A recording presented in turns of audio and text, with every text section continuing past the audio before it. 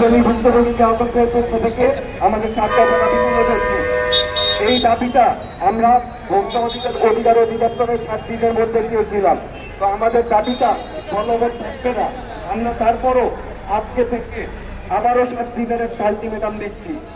এই 7 দিন আপনারা আজকে কাপড়ের কাপড় করে এসেছি, আমরা জানতাম ওই 7 দিনের আলটিমেটাম আপনারা মানবেন না, কারণ আপনারা আওয়ামী লীগের দোষর, সেটা প্রমাণ করার জন্য 7 দিনের দাবি দেওয়া হয়েছিল।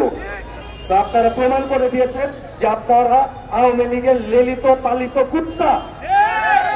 এই কুত্তাদের বিস্কুট খাওয়ানোর এখন আর আমাদের সময় নেই। এই কুত্তাদেরকে ধরে ইনজেকশন দিয়ে তারপরে এদেরকে রাস্তায় ছেড়ে দিব, তারপরে রাস্তাঘাটে তারা মানুষদেরকে মারবে, মানুষ তাদেরকে মারবে।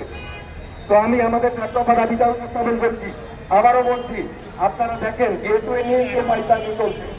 গেটওয়ে 7 দিনের মধ্যে বাণিজ্য মন্ত্রণালয় থেকে যেই মাধ্যমে পেমেন্ট করেছে 7 দিনের মধ্যে